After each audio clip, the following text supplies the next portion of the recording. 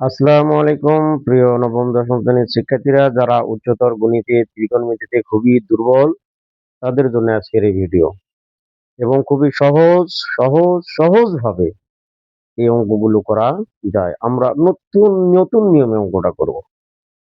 এই নিয়মে কোনো গাইডও দেওয়া থাকবে না বা কেউ কখনো করায়নি। নতুন নিয়মে করব আমরা ইনশাল্লাহ আজকের অঙ্কটা। দেখো আমরা বোর্ডের দিকে যাই। আমি এটা অনুশীলনী 8.3-এর 8-এর 6 নাম্বার অঙ্ক। এটা আমরা আজকে করার চেষ্টা করব। সর্বপ্রথম দেওয়া আছে কি 6 নম্বর অঙ্ক tan থিটা ইকুয়াল 3/4 এবং sin থিটা ঋণাত্মক হলে দেখাও যে এটা সমান আমাদের দেখাতে হবে। তার আগে সর্বপ্রথম আমরা এখান থেকে sin cos sec tan এর মানটা কি করবো আমরা?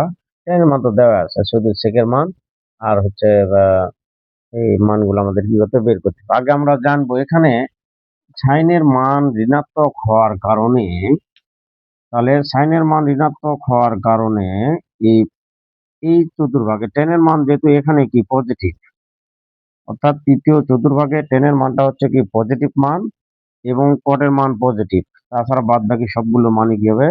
নেগেটিভ হবে। এই জন্য এখানে বলা আছে কি sin ঋণাত্মক হবে। তাহলে কোন চতুর্ভাগে আছে থিটার মানটা? এইখানে আছে। তাহলে এই এই যে sin এর মান, তারপর হলো cos এর মান, এই sec এর মান, তিনটা মানে কি হবে? ঋণাত্মক মান বের হবে, শুধু tan এর মানটা বাদ দিয়ে। ঠিক আছে, তাহলে দেখি আজকে আমরা অঙ্কটা করি নতুন নিয়মে। তাহলে দেখা যাক, আমরা লিখতে পারি দেওয়া আছে, লিখবো দেওয়া আছে আমাদের কি দেওয়া আছে, এখানে লেখা যায় tan থিটা ইকুয়াল 3/4। তাহলে আমরা tan সমান কি জানি? তাহলে আমরা লিখতে পারি কি tan থিটা সমান লেখা যায় হচ্ছে কি লম্ব আর লেখা যায় হচ্ছে ভূমি। এটা আমরা লিখতে পারি।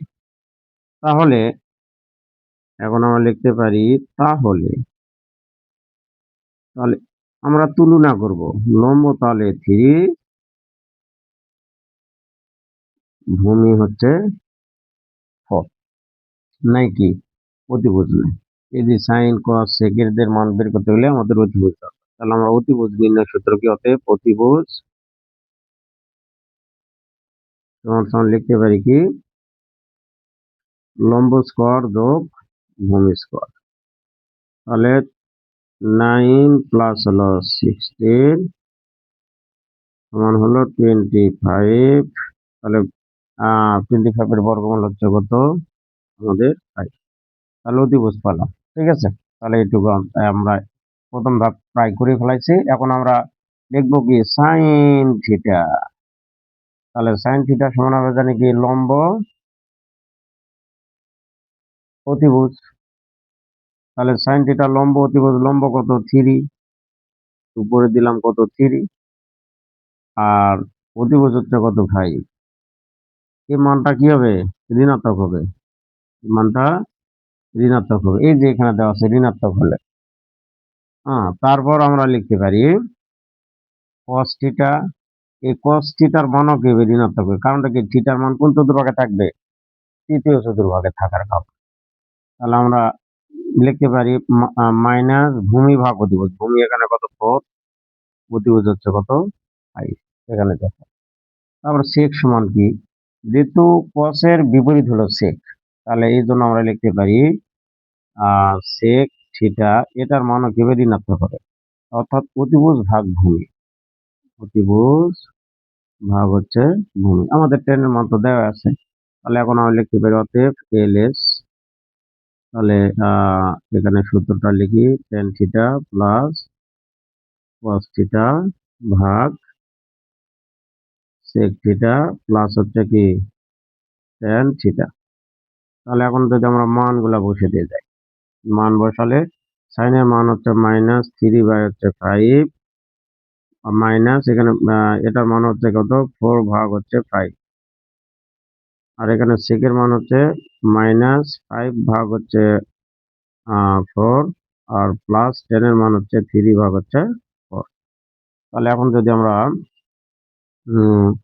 উপরে লসাগু যদি আমি নেই, তাহলে লসাগু হবে কত? 5 তাহলে -3 আর নিচে লসাগু হবে কত 4, তাহলে এখানে হবে কত -5 প্লাস হচ্ছে 3।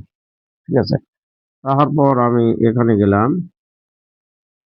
তারপর আমি এখানে আসি, এটুকু মিশাই দিলাম বা এখানে যাই, এখান থেকে আমি এখানে গেলাম, এইটুকুর অংশ, তাহলে সমান সমান হবে কত -7 ভাগ হবে কত 5,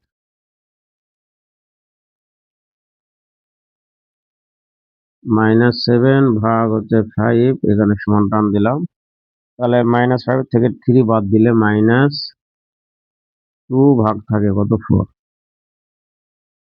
তাহলে এখন যদি আমরা করে দিই, তাহলে -7 ভাগ হচ্ছে 5 গুণন 4টা যাবে উপরে, আর এখানে যেহেতু একটা মাইনাস আছে, তাহলে মাইনাসটা আমরা এখানে 2টা আসবে নিচে, তাহলে এটা দিয়ে এটা কাটলে কত হবে 2, তাহলে এই মাইনাসে গুণ করে দিলে প্লাস, 7 দুগুণে কত 14, আর 5 হচ্ছে 5। এটা হলো কি আমাদের রাইট সাইড। আমাদের কি করতে বলছে, দেখাতে বলছে, এটা সমান এটা দেখাতে বলছে, তাহলে আমরা লিখব কি অতএব দেখো কত অল্প সময়ে আমরা বুঝে বুঝে অঙ্কটা করার কি করলাম, চেষ্টা করলাম। এভাবে অঙ্কটা করলে কিন্তু আমাদের হয়ে যাবে অর্থাৎ নতুন নেমে। ঠিক আছে, তাহলে যারা আমার এই ভিডিওটা দেখতেছে অবশ্যই চ্যানেলটাকে সাবস্ক্রাইব করে রাখবেন। ভালো থাকবেন, সুস্থ থাকবেন, পাশে থাকবেন। আল্লাহ হাফিজ।